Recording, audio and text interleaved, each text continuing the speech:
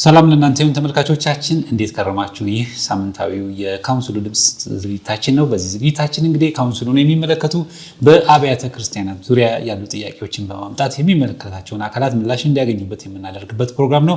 ዛሬ እንግዲህ ትንሽ ለየት ባለ ሁኔታ ከዚህ በፊት በርካታ ዘገባዎችን የሰራንበትን የኢትዮጵያ ቃለ ሕይወት ቤተክርስቲያን የኩሪፍቱ ማዕከልን በተመለከተ ሰሞኑን በፍርድ ቤት አንድ ውሳኔ ስለተሰጠ ውሳኔውን በተመለከተ ማብራሪያ እንዲሰጡንና ምን ላይ እንደደረሰ ለህዝበ ክርስቲያኑ ለማሳወቅ ዛሬ በዚህ በስቱዲዮአችን የሚገኙት አቶ ኤርሚያስ ግርማ በኢትዮጵያ ቃለ ሕይወት ቤተክርስቲያን የማዕከላት ኃላፊና እንደዚሁም ደግሞ የኩሪፍቱ ማዕከል ስራ አስኪያጅ እንደዚሁም ደግሞ አቶ ናቶሊ ፈይሳ በማንኛውም ፍርድ ቤት በፌዴራልም በክልሎችም ፍርድ ቤት የህግ አማካሪና ጠበቃ ናቸው። ሁለቱንም እዚህ ድረስ ስለተገኙ እንኳን ደህና መጣችሁ ማለት እወዳለሁ።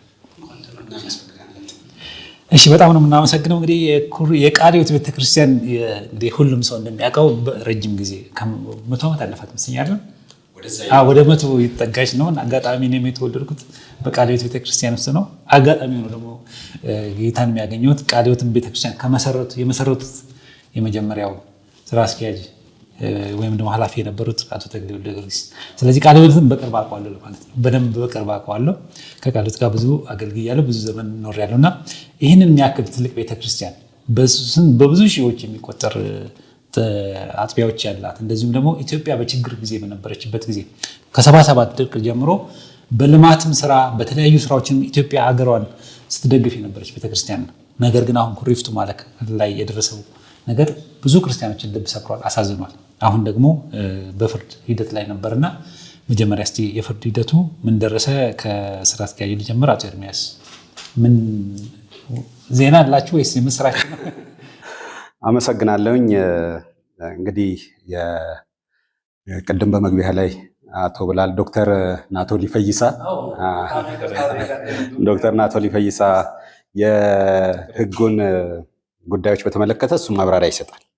የህጉ አሁን የደረሰበትን ሁኔታ እንዴት ነው የሚለውን የህግ ባለሙያው እሱ ትልቅ ብሪፍ ይሰጣል።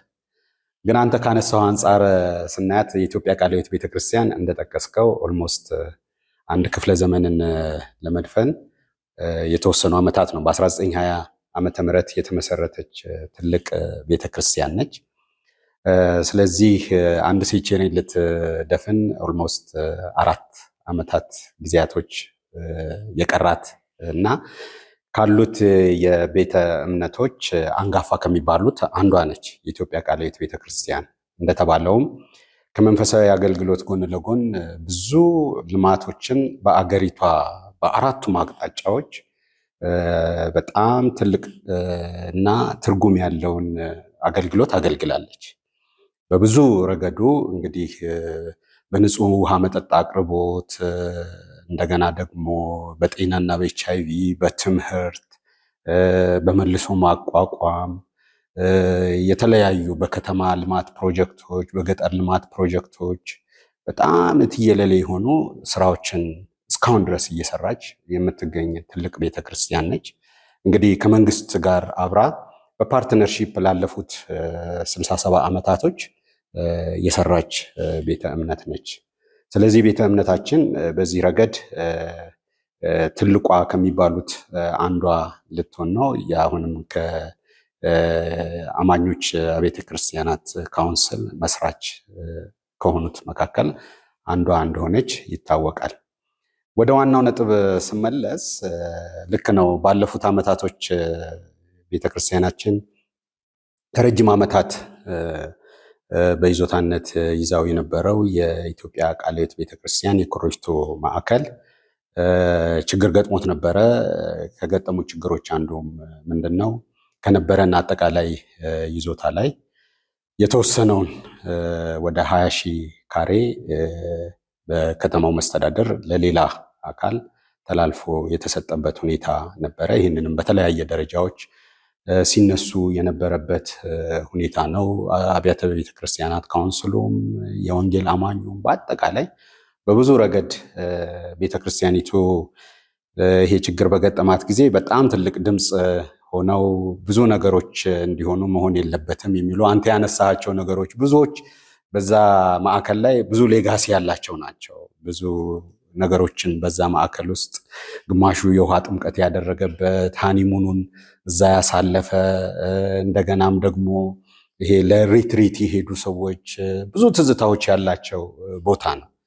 እናም ደግሞ በነበረውም የኩሪፍቱ ማዕከል እንደ ሀገርም ማለት ይቻላል ፓዮኒር የሆነ ነው ማለት ይቻላል። ስለዚህ ይህንን ቦታ እንደው ትንሽ ታሪኩን ለማንሳት በ1980 ዓመተ ምህረት መሬቱን ቤተክርስቲያናችን ተረክበዋለች።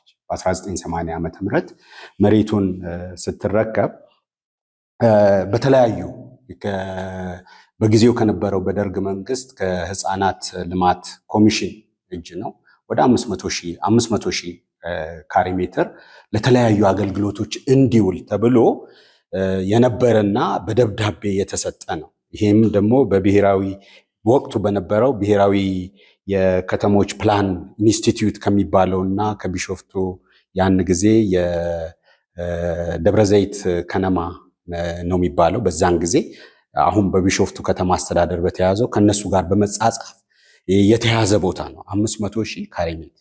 ይህንንም ለተለያዩ ፐርፐዞች እንድታውለው ነው የተሰጣት። ያ ቦታ ምንድነው?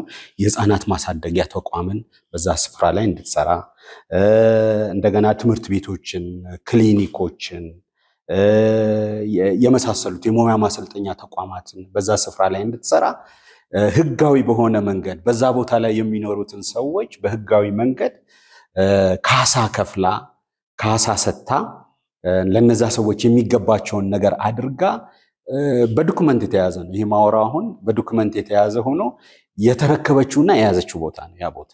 በጣም የሚገርመው አሁን 1980 ማለት የደርግ መንግስት በነበረበት ጊዜ ማለት ነው። ደርግ ደግሞ ቤተክርስቲያን ያሳደድ የነበረበት ቤተክርስቲያን ይወርስ የነበረበት ዘመን ነው። የሚገርመው ያ ነው። ያን እንግዲህ የኮሚኒዝምን አይዲዮሎጂ የሶሻሊዝምን አይዲዮሎጂ የሚያራምድ መንግስት ታይትል ሲያደርገው ራሱ ለኢትዮጵያ ቃለ ሕይወት ቤተክርስቲያን ብሎ ነው የሰጠው። መሬቱን ሲሰጠው ራሱ መረጃው በማይባልበት ዘመን ማለት ነው ቤተክርስቲያን ብሎ ነው የሰጠው እንትኑን ሲሰጥ ማለት ነው።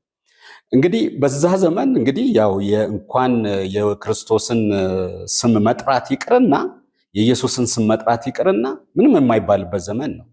ጀስት በጣም ክርስቲያኖች የሚሳደዱበት፣ ቤተክርስቲያኖች የተዘጉበት፣ ብዙ ክርስቲያኖች እስር ቤት ባሉበት፣ በሚገረፉበት፣ ስቃይና መከራ በሚቀበሉበት ጊዜ ይህን ቦታ ቤተክርስቲያኒቷ ለነዚህ ስራዎች ተረክበዋል። እንግዲህ አሁን ልዩነቱ ምንድን ነው? ያኔ በነበረበት ጊዜ ይህን ያህል አመለካከት ኖሮ ቤተክርስቲያን እንድታለማ ሲደረግ፣ አሁን ደግሞ ቤተክርስቲያን ካላት ነገር ላይ መወሰዱ ልዩ ያደርገዋል። በእርግጥ መልማት አለበት፣ ቦታው መልማት አለበት። ይሄ የማንኛችንም እንትን ነው፣ የቤተክርስቲያናችንም አቋም ነው። ቦታው መልማት አለበት፣ በሚፈለገው ስታንዳርድ መሄድ አለበት። ግን ምን ሆነ የሚለው ነገር ወደ በኋላ በመጣበትና ትንሽ ታሪኳን ባስጨብጥ ጥሩ ነው። ዶክተር ወደ ህጋዊ እንትኑ ከመግባቱ በፊት ከዚያን በእንደዚህ አይነት ሁኔታ የያዘችውን ቦታ እየተጠቀመችበት እንግዲህ ካርታ ተሰርቶላት ይህንን ወደ 17 ለሚሆኑ እንቅስቃሴዎች አፕሩቭ ተደርጎ 515,000 ምናምን ካሬ ሜትር አፕሮክሲሜትሊ ወደ 52,000 ሄክታር ማለት ነው። ወደ 52 ሄክታር አካባቢ ማለት ነው። 52 ሄክታር አካባቢ መሬት ተረክባ እንትን ያለችበት የከተማው በጊዜ የነበረው የደብረ ዘይት ከነማ አስተዳደር የከነማ ማዘጋጃ ቤት እንደዚህ የሚባል ነበር። ማህተም ተደርጎ ኤቪደንሱ አለኝ አሁን እና በዛ መልክ ነው ቦታውን የተረከበችው ለ17 ስራዎች። እነዛንም ስራዎች ቦታው ላይ ያኑራለች። የሚገርመው ነገር ምናልባት ታውቀዋል፣ ያ ቦታ ቤተክርስቲያን ስትረከብ አንዲት ነገር የለውም ነበር። አሁን ግን ያ ቦታ በጣም አጓጊ የሆነ ስፍራ ነው፣ በአረንጓዴ የተሸፈነ ነው። ከስራዎቻችን አንዱ ቦታውን ከነበረበት ወደ አረንጓዴነት መቀየር ነው። እንደውም ባልሳሳት አሁን መንግስትም በጣም እየተኬደበት ያለው መንግስትም በጣም አሁን እያስፋፋው ያለው የግሪን ሌጋሲ ፓዮኒር ነች የኢትዮጵያ ቃለ ሕይወት ቤተክርስቲያን ብል የተሳሳትኩ አይመስለኝም። ይሄ ፋክት ነው። አሁን እዛ ብትሄድ የ40 ዓመት የ50 ዓመት ዛፎች ታያለ፣ ትላልቅ ዋርካዎች ታያለ፣ ዝግባዎች ታያለ፣ ይሄ ኢንዲጂኒየስ የሆኑ ዛፎችን ታያለ።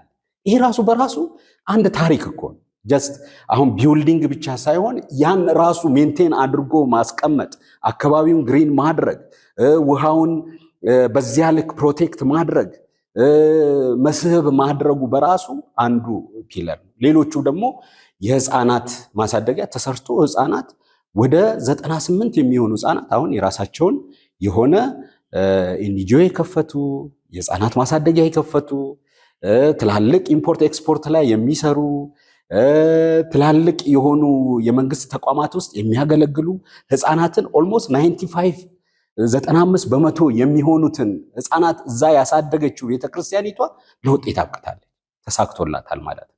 ያንን ስራዋን ሰርታለች። ሌላው ከቴክኒክና ሙያ ላይ በኤሌክትሪክሲቲ፣ በአውቶ ሜካኒክስ፣ በጀነራል ሜካኒክስ፣ በውድ ወርክ፣ በሜታል ወርክ በእነዚህ ሁሉ እያሰለጠነች ህብረተሰቡን ስታገለግል የነበረች አሁንም አንዱ በዚህ ከተሰጠው መሬት ላይ የፈረሰባት የቴክኒክና ተቋም የምታሰለጥንባቸው ቢሮዎቿ ናቸው። አሁን ቢሮዎቿ ወርክሾፖቿ ናቸው አሁን የፈረሱት በአሁኑ እንትን ማለት ነው። አሁን የዚህ አገልግሎቱ አሁን ይሄ ሆም ቤዝድ የምታደርገውን ወደ ይሄ ኮሚኒቲ ቤዝድ ቀይረዋለች ቤተክርስቲያኒቱ። አሁን ልጆች አሁን በያሉበት ማለት አሁን ይህን ሁሉ ስራ ሰርታለች ቤተክርስቲያን ይታወቃል። አሁን ምን ተወሰደ? ምንድን ነው አሁን አወዛጋቢ የሆነው ነገር? እሱን ለተመልካቾቻችን ግልጽ አድርግልኝ። አሁን አወዛጋቢ የሆነው ጉዳይ ምንድን ነው? ቤተክርስቲያኒቱ በ2003 ዓመተ ምህረት ጥያቄ ያቀረበች ለከተማው መስተዳደር። ምን የሚል ጥያቄ ነው ያቀረበችው? ያላት ቦታዋ ሰፊ ስለሆነ ግብር የሚከፈልበትና ግብር የማይከፈልበት ይለይልኝ ብላ ጠየቀች። ስለዚህ ቤተክርስቲያኒቱ ይሄንን በምትጠይቅበት ጊዜ በወቅቱ የነበረው የከተማው አስተዳደር ይህንን ጥያቄ ተቀብሎ በካቢኔ ጉዳዩን አይቶት በካቢኔ ጉዳዩን ካየው በኋላ በቀጥታ ጉዳዩን የተወሰኑ ቦታዎች አሁን የተወሰደው የህፃናት ማሳደጊያ ቦታ፣ የምዕመኑ የሚያመልክበት የአምልኮ ቦታ፣ ለህዝብ አገልግሎት ሰርቪስ የሚሰጠው የክሊኒክ ቦታ፣ እነዚህ 3ቱ ቦታዎች ከግብር ነፃ ሆነው የተቀረውን ቦታ ግብር ትክፈልበት የሚል 13 የከተማው ካቢኔ አባላቶች በጊዜው የነበሩ ፈርመው ለቤተ ክርስቲያኒቱ ከያዘችው ፕሮፐርቲ ነው የሚለው የኦሮምኛው ጽሑፍ እንደዚያ ነው የሚለው። ቤተ ክርስቲያኒቱ ከያዘችው ይዞታ ውስጥ እነዚህ 3 ቦታዎች የጠቀስኳቸው 3 ቦታዎች ከግብር ነፃ ሆነው የተቀረው ቦታ ግን ወደ ግብር ገብቶ ግብር ትክፈልበት የሚል ነው። በዚያ መሰረት እየሄድንበት ነበር፣ እያደረግነው ነበር። እስከ 2003 ግን ግብር አትከፍሉም ነበር? እስከ 2003 ዓመተ ምህረት ጀምሮ የነበረው አጠቃላይ እንትኑ በቤተ ክርስቲያን እንግዲህ ቤተ ክርስቲያን ከዛን ጊዜ ጀምሮ ያለው ቦታ ሰፊ ስለሆነ አይጂኤም መስራት ስለፈለገች ነው። አሁን መጀመሪያ አይጂኤም መስራት ስለፈለገች አስፈላጊውን የመንግስት እንትን መክፈል ስላለባት ነው። ማለት በዛ ስፍራ ላይ አንዳንድ ስራዎችን ስትሰራ በፕሮፐርቲዋ ማለት ነው ለቤተክርስቲያን ምዕመናን፣ ለኢቫንጀሊካል ሰርቪስ ኮሚኒቲው ለምታደርገው አገልግሎቶች እና ለሌላም እንትኖች የመንግስትን ግብር የመሬት ግብር መክፈል ስላለባት ያንን በመሬት ግብር፣ እነዚህ ደግሞ ከግብር ነፃ ሶሻል ጉዳዮች ላይ የሚውሉ ስለሆኑ ወደ ሶሻል ጉዳዮች ተይዘው ከግብር ነፃ ሆኑ። አሁን ትልቁ ነጥብ ምንድን ነው? ይህንን ቦታ እስከተወሰደ ድረስ የምታስተዳድረው ቤተክርስቲያን ነች። በሁለት መልክ የከተማው ካቢኔ ወስኖ ሰጥቷል። አንደኛውን በካርታ እነዚህ የጠቀስኩልህን 3ቱን ቦታዎች ደግሞ በሳይት ፕላን አድርጎ ሰጥቶናል። አሁን ምንድነው በሳይት ፕላን ቦታ ላይ ያለንን ንብረት ነው አሁን እንግዲህ እነዚህ 3.1 አካባቢ ሄክታር ከሚሆነው የህፃናት ማሳደጊያ ሰፈር ውስጥ ነው ተቆርጦ 20 ሺህ ካሬው የተወሰደው ማለት 20 ሺህ ካሬው ተወሰደ። በጣም ቤቱ 3 አንድ ከሚሆነው ምን ያህል ተወሰደ? ወደ 20 ሺህ ካሬ ነው የተወሰደ። ዶክተር እንግዲህ ወደ አንተ ልምጣና ዶክተር ናቶሊ አሁን የመንግስት አቋም አለ። ለምሳሌ አንዳንዴ መሬት ለምሳሌ በሃይማኖት ተቋማት የሚይዙበት አግባብ አለ፣ እንደገና ደግሞ ለማንኛውም ተቋም የሚይዝበት አግባብ አለ እና ከዚህ አንጻር የኩሪፍቱ ማዕከል ምን ያህል ህጋዊ መሰረት አለው? ምናልባት መንግስት ወደዚህ እርምጃ ሲሄድ ምን ያህል ህግ መሰረት ኖሮት ነው? እሺ፣ አመሰግናለሁ። ምናልባት ወንድም ኤርሚያስ ብዙዎቹን ነገር አንስቶታል። የመሬቱ አመጣጥ የክርክሩ መነሻ የሚሆኑ ነገሮች እነዛ ነገሮች ስለሆኑ ምናልባት የተወሰነችው ነገር ላይ ብቻ እዛ ላይ ጨምሬ ወደዚህ ልምጣ። ትክክል ነው። መሬቱ በኢትዮጵያ ህግ መሰረት መሬት የሚገኝባቸው አካሄዶች አሉ። ይሄ ማለት 1967 የመሬት አዋጅ የከተሞች አዋጅ ከወጡበት በፊት የነበረው እንደተጠበቀ ሆኖ ግን እኛ ክርክር የተነሳበት ይዞታ 1967 ዓ.ም ደርግ መሬት ለአራሹ ካወጀበት የከተማ ቦታዎች ከተወረሱበት በኋላ ባሉት መመሪያዎች የሚገዛ ስለሆነ በዛን ጊዜ የነበረው አሰራር መሬት የሚገኘው አንደኛ በምሪት ነው። ዋናው ነገር እንደዛ ነው። ይሄ በጨረታ በሌላ ሁኔታ አልነበረም። በርስትነት ተገዝቶ አይመጣም። የሚመለከተው መንግስታዊ አካል አንድን ይዞታ ለተወሰነ አገልግሎት ተጠቀም ተብሎ በሚሰጥበት ሁኔታ የምታገኘው አካሄድ ነው። ኢትዮጵያ ቃለ ሕይወት ቤተክርስቲያንም ፕሮጀክት ቀርጻ ለልማታዊና ለመንፈሳዊ አገልግሎት ይሄንን ስራ እሰራለሁ ብላ ለሚመለከተው አካል ጥያቄ አቅርባ ያ ጥያቄ በኮሚሽን ደረጃ ተቀባይነት አግኝቶ ያን የነበረው የህፃናት ልማት ኮሚሽን፣ የከተማና ቤቶች ልማት ቢሮ የነበረው በተጨማሪም ያን ለነበረው ለይረርና ከረዩ አውራጃ የዛሬ አዳማ የሚገኘው የሸዋ ጠቅላይ ግዛት እንደዚህም ደግሞ የቢሾፍቱ ከተማ አስተዳደር በአንድ ላይ ሆኖ እስከ ቀበሌ መዋቅር ድረስ ተኬዶ ይሄ ቦታ ተለይቶ ነው የተሰጣት። ስለዚህ መሬት ያገኘችው በምሪት ነው። ይሄ በኢትዮጵያ የህግ አሰራር ደረጃ ዛሬም ድረስ የሚሰራው አካሄድ ነው። ምናልባት በአሁኑ የህግ አሰራር ደረጃ በምሪት የሚለው ነገር በተጨማሪ በምድብ፣ በሊዝ፣ በጨረታ የምታገኝበት አካሄድ ተጨምሮበታል። ከዛ ውጪ መሬቱ የተገኘበት አካሄድ እንደዛ ነው። እንግዲህ በ1980 ዓ.ም ጀምራ ወዲያውኑ በ1982 ዓ.ም ስታንዳርዱ በምን ሁኔታ ሊሰራ ይገባል የሚሰራበት ፕሮጀክት ከዚህ ከህፃናት ልማት ኮሚሽን የተመደቡት በአዲስ አበባ ደረጃ ያሉ ልማት ኮሚሽን ነው የሚከታተላቸው። ምን መሰራት አለበት፣ ለዛ ቦታ በምን ዲዛይን መሰራት አለበት የሚለው ነገር ታይቶ የሚሰሩ ቤቶች ልኬት ፍቃድ ተሰጥቶ በ1982 ዓ.ም ሁሉም እዛ ላይ ያሉ ቦታዎች በየፕሮጀክታቸው ተለይቶ ነው የተሰራ። እንግዲህ የከተማ አስተዳደሮች በራሳቸው መዋቅሮች ብዙውን ጊዜ ያሻሽላሉ። የከተማው ማስተር ፕላን ይሻሻላል። የከተማው ማስተር ፕላን ሲሻሻል ከጊዜውና ከሁኔታው ጋር ቤተክርስቲያኒቷን ያላትን ግንባታዎች ለማሻሻል ፈልጋ በ2003 ዓ.ም በህጋዊ ሁኔታ ይህንን ቦታ ለማልማት እፈልጋለሁ የሚል ጥያቄ ስታቀርብ በዛን ጊዜ የነበረው በተለይ ከ2003 እስከ 2007 ዓ.ም የነበረው ቤተክርስቲያንንና ሌሎችን አካላት በተለየ ሁኔታ የሚያስተዳድር ህግ አልነበረም። ለምሳሌ ቤተክርስቲያን አንዳንዴ ቢዝነስ ወይም ትሬድ ንግድ ነክ ነገሮችንም የሚሰሩባቸው ሁኔታዎች አሉ። መንፈሳዊ የሆነው ነገሮችንም የሚሰሩባቸው አካሄዶች አሉ። ይሄንን በትክክል በምን ሁኔታ መገዛት አለበት? እንዴትስ መተዳደር አለበት? ቤተክርስቲያን ሃይማኖታዊ ተቋሞች ናቸው። ምንም ግብር የሚከፈልበት አይደለም። እንደውም ከዚህ በፊት በተሰጠው ውሳኔ ሰበር ውሳኔ ላይ ቤተክርስቲያን ተመርታ በሚመለከተው መንግስታዊ አካል ይቅርና ይዛው ለህዝቡ መንፈሳዊ አገልግሎት የሚሰጥበት ቦታ ካርታ አምጪ ወይም በዚህ ሁኔታ ነው ያላገኘሽው የሚል ጥያቄም ልነሳበት አይገባም በሚል ተነስቷል። ስለዚህ በመያዝ ብቻ ቤተክርስቲያን ኦፍኮርስ ያሁኑ ህግ አይደለም፣ በዛን ጊዜ በነበረው ሁኔታ በመያዝ ብቻ የቤት ባለቤት የሚሆንበት የባለ ይዞታው ባለቤት የሚሆንበት አካሄድ የነበረበት ሁኔታ ነው ያለው። እንግዲህ በ1982 ዓ.ም ግንባታው ሙሉ ተሰርቶ ተጠናቋል። 2003 ዓ.ም ለማልማት ጥያቄ ስታቀርብ የቀረበላት ጥያቄ ሁለት ነበር። አንደኛው ግልጽ የሆነ አሰራር ቤተክርስቲያንን በሚመለከት ህግ፣ መመሪያ፣ ደንብ ስላልነበረ ግብር ይከፈልበት አይከፈልበት የሚለው ነገር ስላልተለየ ቢዝነስ ነክ የሆኑ ነገሮች የሚሰሩበትና ገቢ የሚያስገኙ ነገሮች ላይ ግብር መከፈል ስላለበት እናንተ ደግሞ ከምትሰሩት ውስጥ ገቢ የሚያስገኝ ስራ ስላለ ተለይቶ ካልወጣ በስተቀር በህጉ አግባብ ልንሰጣችሁ ወይም እንድታለሙት ልናስተናግዳችሁ አንችልም የሚል መልስ ተሰጣቸው።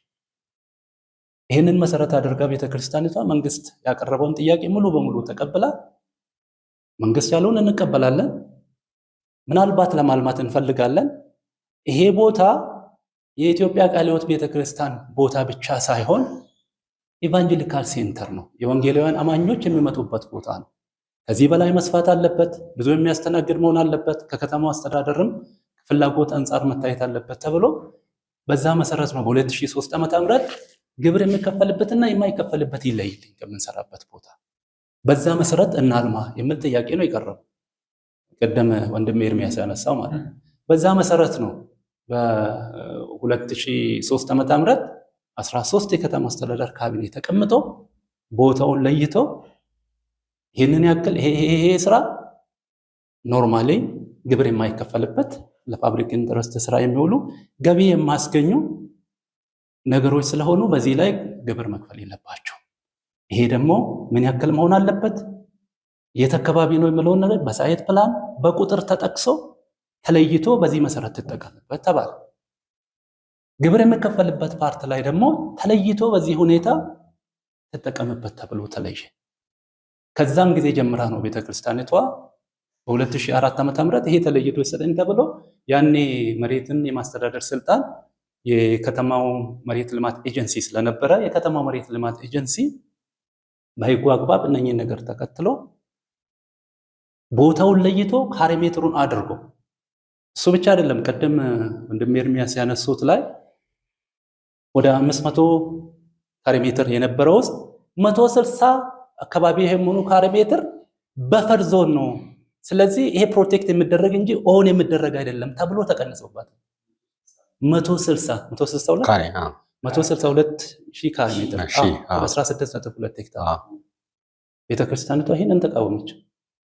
በትክክል ነው። ስለዚህ ከ20 ሺህ በፊትም መንግስት ወስዶታል። ካቢኔው በወሰነ 100 ይሄኛውን አሁን ይቅርታ ዶክተር ያለው ሐሳብ ላይ 160 ሺህ ከቶታል እንትኑ ነው ከ500 ሺህ ነው ከ500 ሺህ ነው። ይሄ 20 ሺህ ለብቻ ነው። 160 ሺህ ከይሄ ለበፈር ኤሪያ ተብሎ የውሃው አካባቢ ይሄ ያለው አጠቃላይ ይሄ ወተሩን ጨምሮ የተቀነሰው ከ500 ሺህ ማለት ነው። ቀጥታ ዶክተር ኖርማሊ ከ500 ሺህ 162,000 ካሬ ሜትሩ 2003 ዓ.ም ካቢኔው የመሬት ማኔጅመንት አስተዳደር ባለሙያዎች በቦታው ተገኝቶ ለይቶ ይሄ ቦታ በፈር ዞን መሆን አለበት። ለምን ኩሩፍቱ ሐይቅ ላይ ስለሚገኝ ከዚህ ሐይቅ የተወሰነውን መራቅ አለብን፣ ፕሮቴክት መደረግ አለበት። ስለዚህ በዚህ ደረጃ እሱን የመሬቱ አካል አድርገን መሰጠት የለበትም በሚል ተቆርሶ በፈር ዞኑ ተለይቶ ቤተክርስቲያኒቷ ፈቃደኛ ነች። ምንም ጥያቄ አላነሳንም። ትክክለኛ ለፓብሊክ ኢንትረስት ተብለው ሐይቁን ፕሮቴክት ለማድረግ በዛ ደረጃ ለዲዛይኑ መቼ በሆነ ሁኔታ የከተማ ማስተር ፕላን ኮምፕላይ በሚያደርግ መሰረት ተነግሯት እነሱ ያሉት ነገር ትክክል ነው አክሴፕት አድርጋ በህጉ አግባብ በዛ መሰረት ነው የተቀነሰው። ከዛ በኋላ ምን ሆኖ የተፈጸመው? ለምሳሌ ክርክሩ መነሻ ምንድን ነው የሚለውን በተመለከተ ቅድም መሬቱ በምን ሁኔታ ይገኛል የሚለውን ነበር ያነሳውልን። መሬቱ በምን ሁኔታ ይገኛል? አሁን ባለው አሰራር በምሪት ነው የምታገኘው። መሬት የህዝብና መንግስት ነው። በህገ መንግስቱ ላይ ይሄ በግልጽ ተቀምጧል። በዛ ላይ ግን አቅጣጫ አስቀምጧል። ግለሰቦች፣ ተቋማት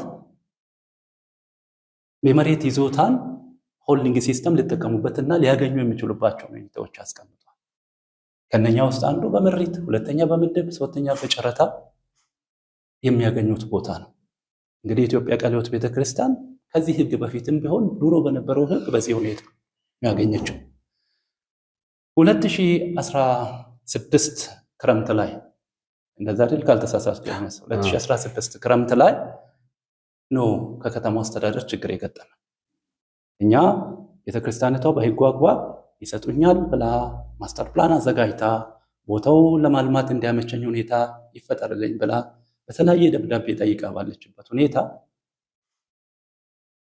ይሄን የቤተክርስቲያኒቷን ቀሪውን ይዞታ በህጉ አግባብ 2013 በካቢኔ የተወሰነላትን 2004 ላይ የከተማ አስተዳደር መሬት ማኔጅመንት ኮንፊርም ያደረገበትን ለገቢዎች ቢሮም ይሄ ተለይቶ ይከፈል፣ ይሄ በነፃ ይጠቀሙ ተብሎ የተለያዩ መንግስት ተቋማት ያረጋገጡላትን ይዞታ ላይ ለማናውቀው ሶስተኛ ወገን በኢንቨስትመንት ፍቃድ ተሰጥቷል።